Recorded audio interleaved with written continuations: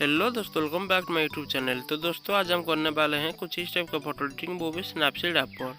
तो दोस्तों अगर आपके पास स्नैपसीड ऐप नहीं है तो आप प्ले स्टोर से डाउनलोड कर सकते हो।